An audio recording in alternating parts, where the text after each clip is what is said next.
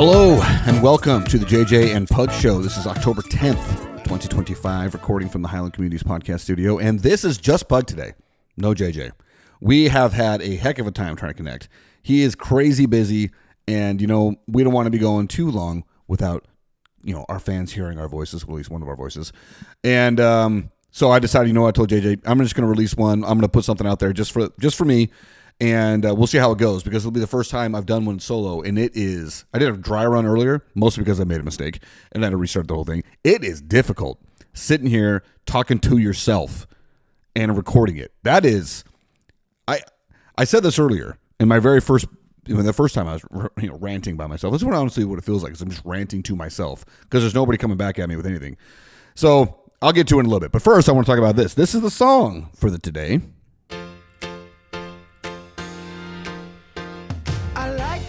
A cigarette, but I hate the way it tastes. I strike a pose, and when it glows, my cue to give it away. Woke up with an attitude, and a smile on my face. Win or lose, you get to choose when all the world's at stake. This is Spencer Sutherland. The song is Drama, and I'm telling you, it is awesome. He's got this song, another song called Hater, amazing.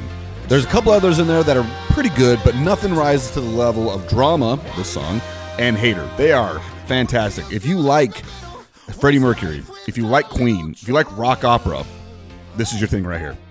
Love it. Couldn't recommend it higher. And it should be noted that a lot of the songs we play on the show, they are recommendations. If we played something we didn't like, we would be psychos. That'd be insane.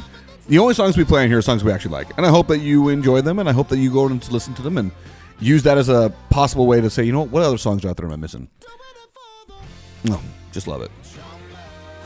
Drama, mama.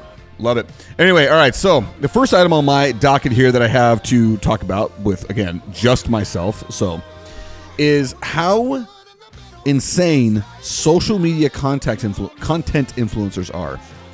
The level of creativity and, I don't know, I'm going to say ambition, but also just busyness that you have to put in every single day for multiple things to put out on the internet to get all the likes, all the hits, all the views. You are crazy. You got to be a special kind of freak to be able to do that kind of thing. The idea that you have that much information to give to other people out there is crazy. I mean, you look at the people that are like, I think his name's Trey Kennedy, Instagram guy. He's always doing these little 30-second bits, 90-second bits of comedy. It's like, how do you have that many things in your life that you think are all that funny? There's another one, Dude Dad. He's a guy that's out there in Colorado, I think. Same thing. It's like, how do you have this much crap to put out there? And not everything you put out there is going to be a hit. Some of it is. But people that do that constantly are coming up with new little bits to put out. Crazy. Even though we're not like a full 90-minute video, we're only talking about 90 seconds at most. That's still a lot that you got to be putting out there. You still have to be constantly churning, thinking, what's the next thing? And especially if that's your only source of income, that's a lot of work. That is a ton. The reason why you guys only hear us once a week, and I'm saying that with air quotes in the world, by the way, once a week, is because we got other things we got to do. If this was our only job, that sounds terrifying. So for those of you who are out there, social media influencers, who this is your job, first off, you're nuts. Secondly, hats off. Third, you're nuts. Okay. What do you need, buddy? Can we have something to eat? Yeah, I thought you were eating. There's leftover pizza. Get after it. It's almost lunchtime. Just go ahead, eat. Invaders in the studio. Children are coming in. They're not allowed. Okay, if you're hungry, go eat. Go eat. All right. Kicked him out. Hope you guys enjoyed that. Part of being dad. Hey, and then nobody shuts the door. And just walk on out. Okay. All right, so got that out of the way. Social media influencers, you guys are a special kind of freak. This is something that I've thought about for a lot, and I know I'm not the only one out there. And I know this is something that may have come up before, but I wanted to really talk about how stupid the NFL is when it comes to penalties on the defense. Almost every single penalty against the defense results in an automatic first down. I mean, I know it's an offensive league. I know they're trying to juice points. They're trying to make it more exciting. The gameplay is not exciting because everybody plays a cover 2 shell, no big plays anymore. And when they are, that's the only thing you hear about because they are so stinking rare. Quarterbacks are completing north of 70% of their passes because everything is behind the line of scrimmage. Everything's a screen pass. Everything's a quick slant. There is no such thing as actually throwing it downfield. Different rant, different time. But right now, it is crazy to me that if you're a defender playing today's game insanely hard because everybody on the offense is the best athlete you've ever come across, and you as a defender are probably a better athlete because you got to react to what that guy's doing. It's a heck of a lot easier to trick somebody else when you know what you're going to do, but to be on the other side and have to react to what they got to do, incredible. If you accidentally touch him in the head, boom, illegal touching, automatic first down. You hold a guy because he's doing a quick out or quick in, and you just got a hand on him that maybe jerked his shoulder a little bit. Holding, automatic first down. Defensive pass interference, which again, one of those things I feel like is so subjective to whoever's watching it because you think something is an automatic, that's a pass interference, no flag. Some things you're like, dude, there's no way he barely even touched him. That's a flag. And that's the way with a lot of penalties are, but I feel like that one and roughing the passer, dumbest penalties there are. Roughing the passer is the worst. You can't touch a quarterback anymore. The guys are getting flagged for sacking a quarterback. He sacked him. He took him to the ground, and he gets flagged for roughing the passer. If that quarterback doesn't want to get roughed, throw the ball. Okay? It's a slap in the face to every quarterback that played before 2010. And the guys that are playing now, they run around more than anybody else ever did. So, you know what? If they're not going to protect themselves, why do we got to protect them? I'm not saying I want my quarterback to get hurt. There are some things that we should probably stay away from, but the flags are ridiculous. Let a team actually have a defense. It really kills me, especially when you see, if we want to be fair about this, if a defensive pass interference results in spot foul where it occurred, automatic first down, offensive pass interference should be more than a negative yardage penalty. It should also be a loss of down. Anytime that the offense does something during the mode of play, it should be a loss of down because that's what happens to the defense almost every single time. The defense almost every single time gives up an automatic first down while the offense, you know what, ding 5 yards, go back, 10 yards, go back. But it's still first down. You got 4 more chances. Like, no. If we want to make this actually the point where it's really, really punitive, make it a loss of down. The only one that I can think of that actually gives that is intentional grounding. Intentional grounding is a loss of down, which to me is you want to talk about a stupid penalty. Intentional grounding is a dumb penalty. The quarterback's giving up on the play anyway. He's giving up. Now, sometimes he's throwing the ball away as he's getting sacked. Okay. Well, for the most part, the play has been given up. Okay. And that's the most punitive offensive penalty? Come on. Holding's worse than that. Holding is worse than that. Offensive pass interference, worse than that. But I just think it's crazy. I loved back in the day having a team that you just knew the defense was going to be hardcore. Now, I'm not saying I don't like seeing offensive games. Everybody loves the fireworks. That's why we watch college football, because college football is not defense unless you are Ohio State, Alabama back in the day, some years of Georgia. You get my drift. But today in the NFL, it's impossible to play defense. Anybody that actually makes a good defensive play, hats off to you, man, because the league doesn't want you to succeed. The league wants you to fail. They want points on the league. They want punts on the scoreboard, and they want quarterbacks to be the stars of the league. I'm not saying I don't like good quarterbacks. Everybody does. But I also really, really, really loved watching Greg Lloyd, middle linebacker for the Steelers back in the 90s. LaVon Kirkland after him. I mean, those are my guys. Brian Urlacher on the Bears. Just having a guy that you knew was the man on the defense. I mean, I could go on and on about great defensive players. And that's not to say there aren't good defensive players now. I'm just saying those guys that are doing it now, my hat goes off to even more because the league does not want you to succeed at all. Okay. That's my rant on that. This is going to be a quick show. I don't have a whole lot to say. The NFL right now is nuts. Let me talk about Sunday with the Cardinals. Never have I ever been more embarrassed by my football team. Never. And I have watched my team get blown out multiple times. I have seen them give up 50, 60 points in Seattle. I think it was a 56-13 or something like that. Lost to Seattle when Ken Wisenhunt lost his job. I mean, blown out. That wasn't as embarrassing as when the Tennessee Titans, worst team in the league, fall 21-3, and they win the game 22-21. We went into halftime with a lead of 2+ scores, meaning they'd have to score 2 touchdowns, extra point, and a field goal, or and a 2-point conversion, etc. We were winning, dominating. We were dominating that game, and we gave it up. And honestly, the most circus-like way possible. It was unbelievable. First off, there's the interception that turned into a fumble, recovered for a touchdown for the Titans. You could ask yourself, did Keitrell Clark actually intercept the ball? I think he did. But when he came off of the ground, the ball came popping up out of his hands, flown on the ground, and then we kicked it into the end zone for the Titans to fall on top of it. Oh my gosh. That is, okay, that's a freak accident, whatever. That should never happen, but it did. Okay, get him on the next one. And then, Emari Demercado, made the biggest gaffe in football. And somehow this happens every year. This is actually the second time this in a week that's happened this season. When you are running, you are on a breakaway for a long, explosive touchdown. How on earth do you ever have it in your brain to let go of the ball before you've reached the back of the end zone? When this happened the first time I remember happening with Deshaun Jackson, my thought was this could never happen again. He is the laughing stock of the league. Everybody's looking at him saying, how dumb is that guy? And yet,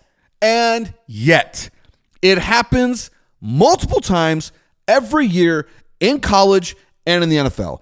The most inexcusable mistake you can make because it's completely self-inflicted. Nobody else made you do it. If you're a quarterback and you threw a bad pass to a guy that you thought was supposed to be somewhere, there's multiple factors to consider. Did the receiver run the right route? Did the defender just absolutely make the great read? Did the quarterback make a bad read? Did the quarterback make a misaccurate throw? These are not completely self-inflicted. There's multiple factors to consider. When you, a runner with the ball in your hand, are streaking to the end zone alone, and you decide to drop the ball before you cross the line, that's all on you. No one to blame. They have a whole show dedicated about this that just came out. That with whatever Powell. What's that Powell guy's name? My wife's in the studio, by the way. She's like, what's that guy that was in Top Gun Maverick? Is it Chris Powell? Glenn Powell. He just came out with a whole new show on Hulu. Something Powers. And it stems with him losing his career. I haven't seen the show, but the commercials are he lost his job in the pros because a guy dropped the ball before the end zone and became the laughing stock. Like, oh my gosh. And now it gets filmed. Apparently somebody got the camera on Jonathan Gannon when he approached Demercado with this. Demercado. Why am I having a hard time saying that one? And Gannon is fired up, which, by the way, if you ever watch a Cardinals game, Jonathan Gannon, the head coach, never shows any emotion. Most stoic guy in the world. He's there with his hands folded watching the game. Never a reaction, even when we've made the most boneheaded play. This time, he has a reaction. He approaches Emari, and he is fired up, screaming and yelling. He swings his arm, and it looks like he's going to hit Demercado. He makes contact. Nobody around has any reaction. The veteran players holding Demercado, the coaches and around there, nobody has a reaction whatsoever. Nobody says Gannon's out of the line. Gannon the next day or 2 days, whatever it is fined $100,000 from his conduct. Nobody's going to go any further than that. Gannon approached the team the day before the penalty was announced, addressed it, told him, I'm sorry, I lost my cool, blah, blah, blah. But let me tell you this, as a fan of the team, thank you, Jonathan Gannon, for showing that kind of reaction to a boneheaded, completely stupid play that should never happen. If he does not drop the ball, we win the game. We win the game, even though we still made multiple mistakes to lose that game to the worst team in the league. We win that game because now it's 28-6. And even if that interception that turns into a fluke pickup for recovery in the touchdown, even that happens, okay, now it's 28-13. Are the Titans going to go on for another 2 scores when they were only able to manage 1 more after that? I don't think so. Well, they actually managed 2 scores after that. My point is, I don't think so. Not a guarantee.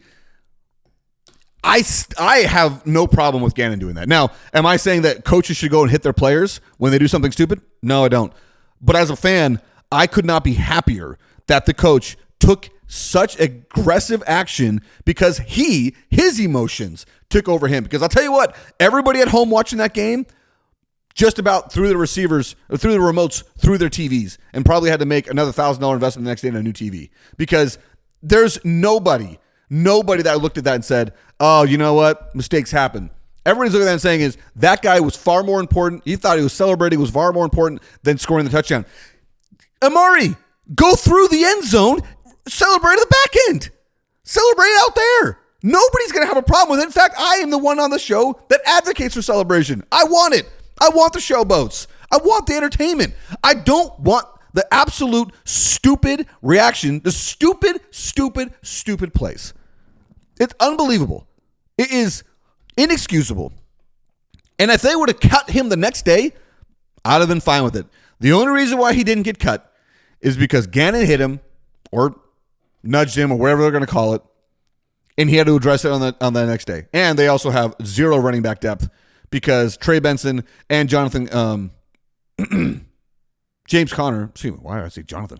Oh, Jonathan Gannon. James Conner are both hurt and on the injured reserve list. Conner's not coming back. Benson's coming back in a couple of weeks, but they don't have any depth. And they already got guys up there from the practice squad. So, I mean, they don't have any depth. I would have been fine. DeMarcado, you haven't done much. This is your third year in the league, and this is your first big run, and that's how you act? I don't care. Having said that, I don't care that he's on the team either because after that loss on Sunday, it's going to take a lot to have that team pull any of us back in as fans. I don't think any of us have been more ashamed and embarrassed by what product was put on the field. Even when we were winning 3 games a season, you could at least look at it and say, you know what, we just don't have the talent, we're working hard. Or excuse it some other way. That's not the case with this year's team. This year's team's got the talent. And the fact that they've been in every single game they've been in has been a one-score game, and they played 3 of the worst teams in the league. Barely beat the Saints, barely beat the Panthers, lost to the Titans. Inexcusable. An absolutely embarrassment. Monty, awesome for it. The GM should be embarrassed by the product he's given out there, and Jonathan Gannon should be embarrassed by the players he's coaching. And I don't know that I can say that there's anything wrong with the jobs either one of them have done. I think Monty's actually done a pretty good job of bringing talent in. I think Jonathan Gannon is the right type of head coach. I like a general manager head coach in the sense that the guy's not a defensive caller or an offensive caller where he calls the plays, even though the most successful head coaches we've had in Arizona are those offensive play calling head coaches. Shout out to you, Bruce Arians. Love you, man. But the idea that we have a coach that just generally makes sure the whole team is in one cohesive unit, I like that. The Dan Campbell's in Detroit. That guy's not calling plays, but the whole team is on the same page, and it's because of Dan Campbell. I like that. So I can't necessarily say that I think Jonathan Gannon's doing a bad job. I can say the offense sucks. I think a lot of that has to do with offensive play calling, offensive line not opening holes they should. I don't think that the running backs necessarily aren't hitting the right holes. I think that the play calling has not evolved since last year, and defenses have caught up to what they did last year in the running the ball. And I think Kyler Murray is an average quarterback with elite physical skills. If he was 6'3", he's Lamar Jackson, and everybody's going to give that guy the MVP. He's not. He's 5'10". Shout out to me, 5'10". And because of that, he can't see, or they say they can't see the whole field. I don't know.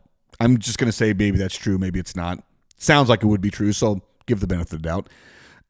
But he makes a lot of dumb choices. He makes, and strangely enough, also makes a lot of safe choices. So instead of actually, again, throwing the ball downfield all the time or stretching the field with good receivers or big-bodied receivers, at least we have big-bodied receivers. Michael Wilson's a big guy. Marvin Harrison Jr. is a big guy. Zay Jones is a big guy.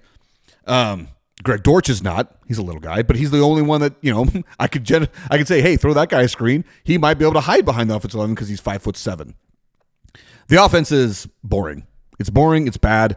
And the defense is good in the first half, terrible in the second half, because then they go into the let them get the 5-yard run, let them get the 5-yard screen pass. Just don't let them get the big play. And all that ends up dying by 1,000 cuts. And that's what's happened last 3 straight games. Last 3 straight games, The defense in the second half, specifically the fourth quarter, has fallen apart. Not because they're giving up big plays. It's because they don't stop anything. Everything is a positive play. And so by the end of the game, guess what? We're losing on the last second field goal. 3 straight games we've lost on a field goal as time expired. That's something else, man. I was actually a little bit happy when that happened against the 49ers and the Seahawks, because I look at the 49ers and Seahawks and say those are really good teams. 49ers, especially considering the injuries they've had, they are still amazing doing what they're doing with the roster that they've got. And that's just good coaching, I guess. But when I think about the Seahawks are a much better team than I thought they would be. And I was encouraged by our ability to be in those games all the way up until the last minute. Aside from the fact that we lost, I did say that we weren't giving up. So I was encouraged by that. Why do you keep coming in here, little girl? You're not supposed to. Okay? Go. Scoot. That was funny. I think I talked about all that because of the penalties or however we got onto it. I don't know. All I know is I am absolutely appalled with this last Sunday showing the Cardinals gave. It's inexcusable. And it's to the point now where when I think about the future, I don't even care. Do I even care about watching Sunday's game? Do I want to watch that again? Because I've punished myself for 5 straight weeks watching them play. There's been no pleasure in watching them play. It's been the first quarter of most games have been fun. And then after that, torture. Because you watch us just slowly deteriorate and slowly fall apart. The exact opposite was actually true of the Seattle game, considering the fact that one we started with zero heat.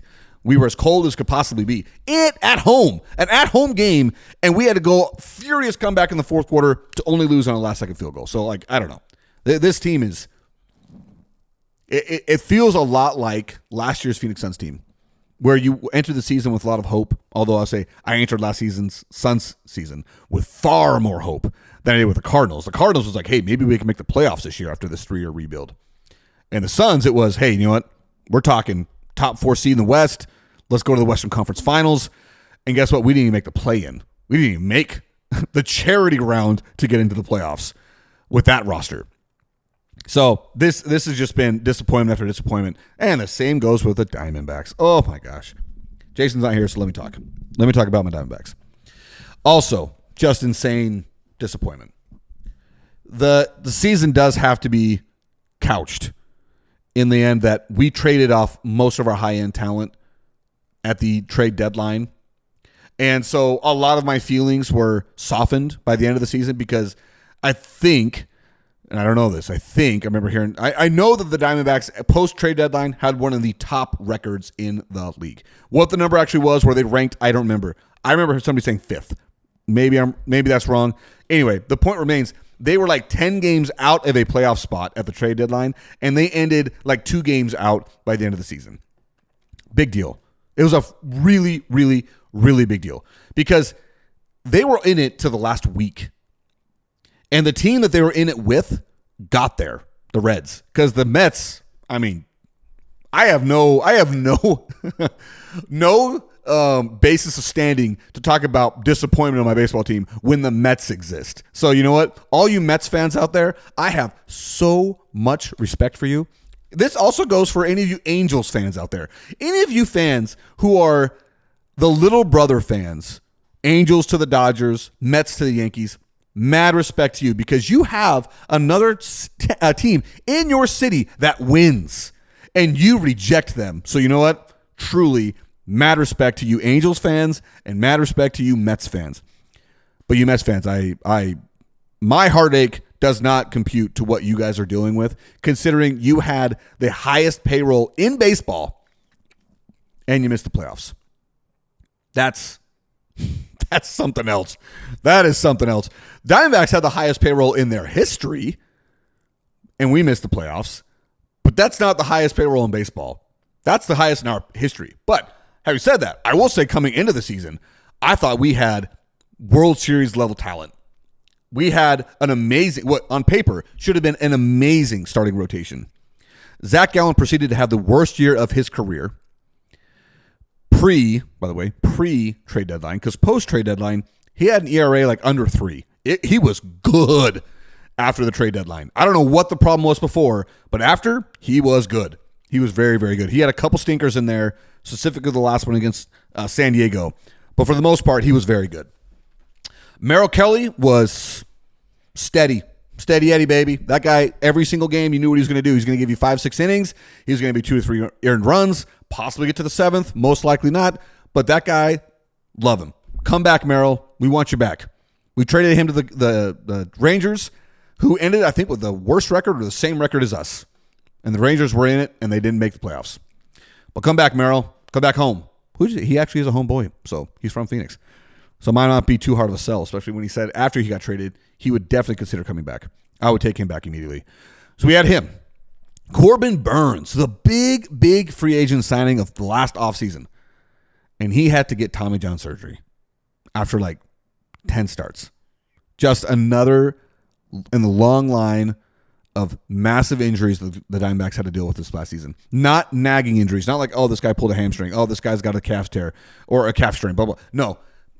Every single one of the main bullpen arms that they were depending on to have a good season this year, Tommy John. J.J. Puck, gone. Justin Martinez, gone. And that doesn't include the guy that they also lost that were spending a ton of money on, Jordan Montgomery in spring training. UCL tear, gone. Tommy John. I think that the Diamondbacks had 6 guys this year that needed Tommy John, 3 of which were truly backbreaking in Puck, Martinez, and Burns. That was just incredibly brutal. Not having Jordan Montgomery, who knows? Who knows what's going to happen with that guy? I have no idea. The signing of him, the owner at the end of last season, the owner said that was the worst mistake he's ever made. Big money for a guy who did absolutely nothing and was terrible for us. Honestly, I can think of a lot of pitchers that was the story for. Picked him up, a lot of promise, awful.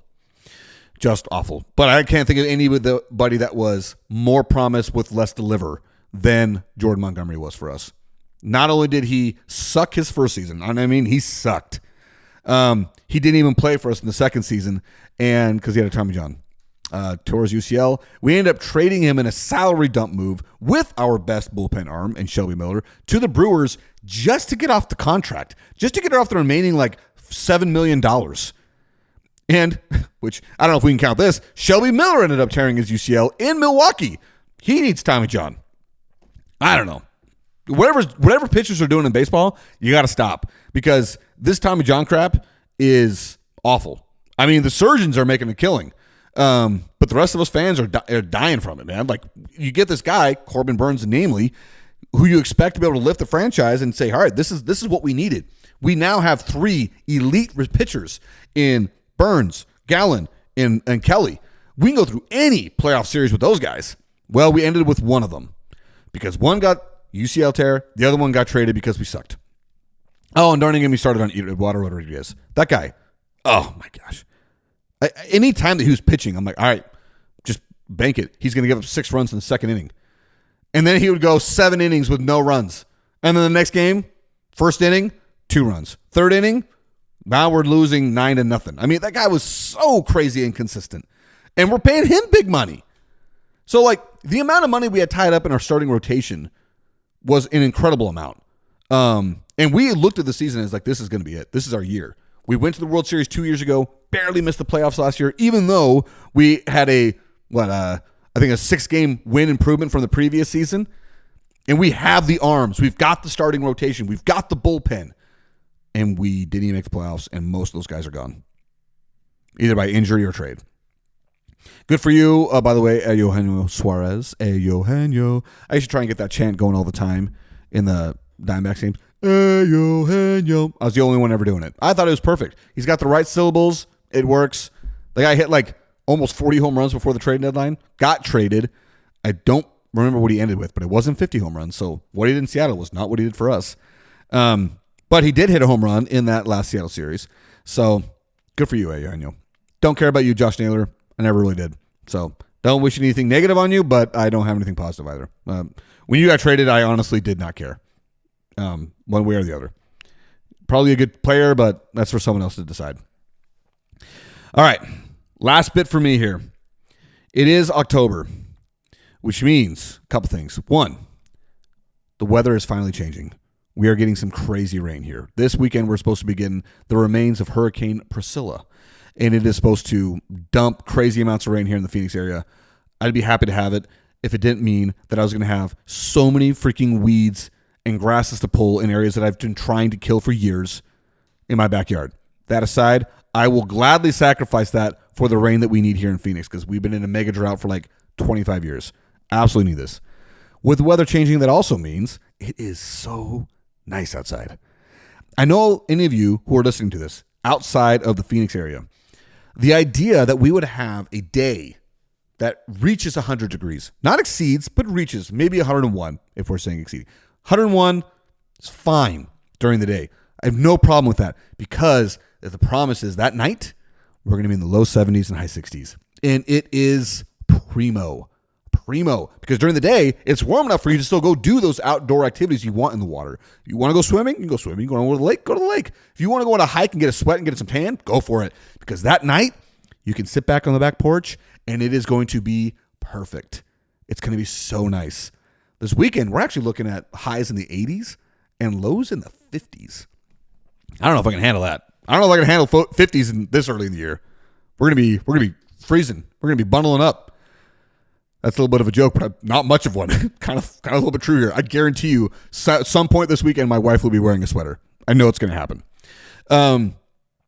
But also with that means basketball season starting up.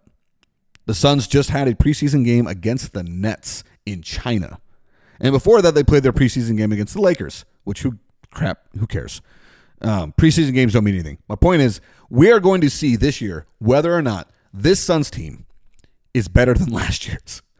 And I'm only laughing because if you were to have gone on NBA 2K in the year 2024, when that one came out, and you'd have said, I'm going to put a roster together that includes Devin Booker, Kevin Durant, Bradley Beal, Ryan Dunn.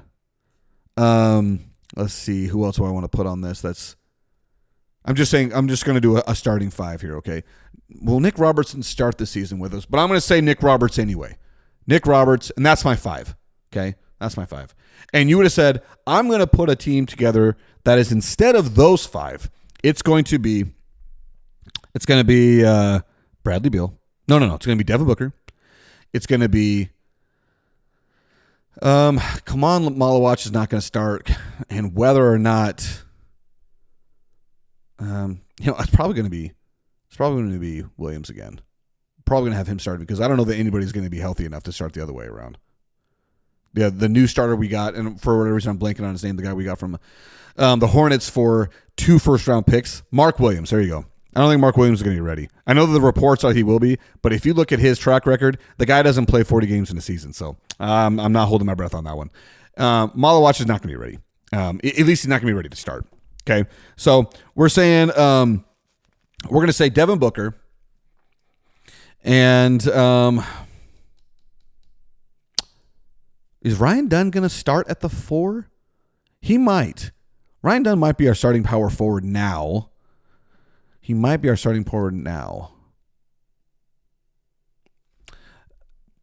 Mark Williams is going to start. It's going to be Nick Richards again. And from what I understand, we're not even going to have, and now I can't remember his name. I am blanking on some names right here. Maybe it's because they're new guys. The new shooting guard. Again, shooting guard. We have another shooting guard. Not a point guard. We have another shooting guard.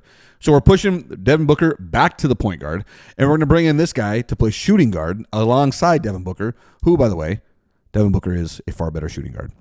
And he's a competent point guard.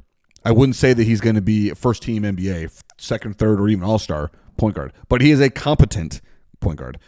We're going to have this other guy. Came from Houston in the Kevin Durant trade. And I know some of you listening out there are screaming his name at the radio right now. I know his name will come to me at some point. I don't have Jason here because normally I start spouting off facts about a person, and then he's got my back and he tells me the person's name. Right now I don't have him. And if I try and look it up right now, you guys are going to hear nothing but a bunch of dead silence, which will be weird. So we're going to have him be playing the other point guard. But from what I hear, he's got a little bit of a hamstring strain. And if he's got a hamstring strain, guess what's going to happen? He's not going to be ready for the start of the season.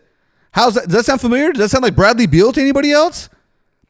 The thing that's so frustrating about that is the fact that this guy that we traded for, again, his name is eluding me at the moment, had not missed a single game when he played for the Rockets. 3 seasons, didn't miss a single game. And yet we're already looking at the start of this new season without him.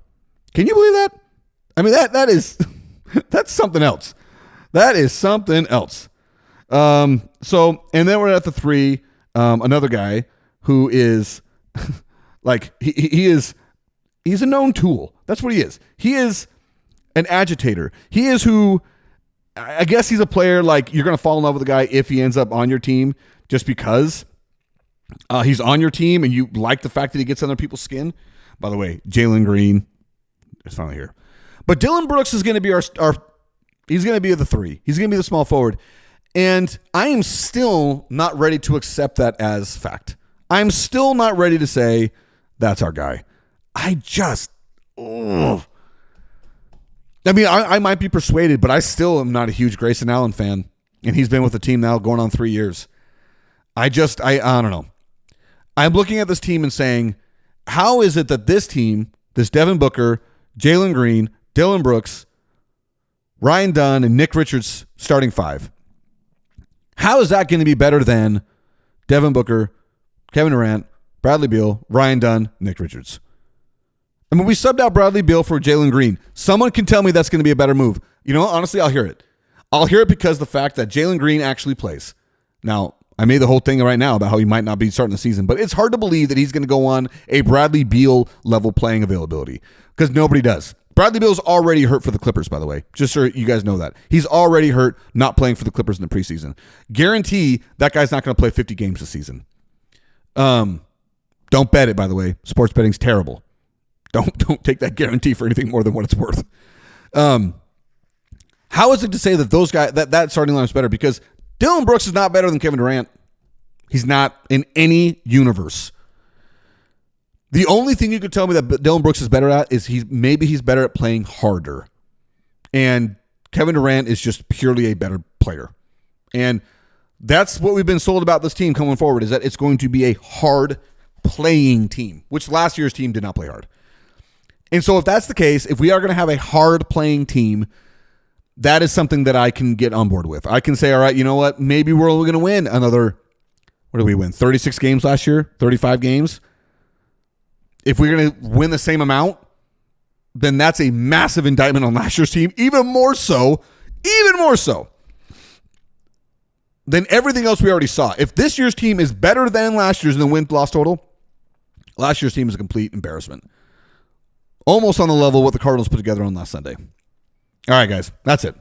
I got nothing else I wanted to say. I am not going to say I'm hopeful for the Suns' coming season. I am saying that I am willing to be convinced that at least a hard-playing team is fun. I'm willing to be convinced of that, with no hopes that we're actually going to get out of this hole because we have no assets. Our first-round draft pick trade availability is gone, completely lost to the wind. And so we are this roster for a while now, at least. And we'll see how that happens. All right. Since I don't have Jason here to help me out, I'm just going to have to say it all myself. I'm going to say, don't breathe, breed.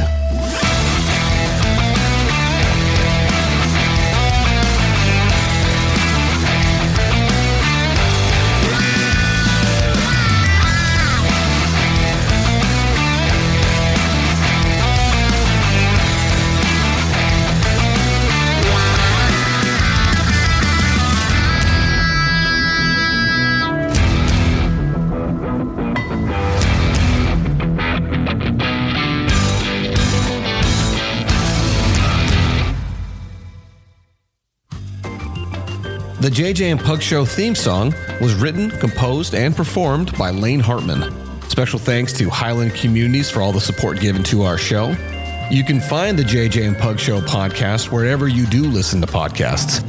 Look us up on Facebook, Instagram, and TikTok. Remember to share the show with your friends and family and subscribe wherever you do listen. If you're able to, please feel free to support us by sending a donation to us by going to co-fi.com/JJandPugShow. ko-fi.com/the JJ and Pug Show. That is ko-fi.com/the JJ and Pug Show.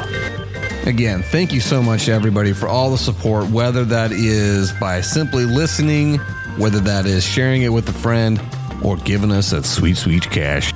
We truly appreciate it all. Thank you so much.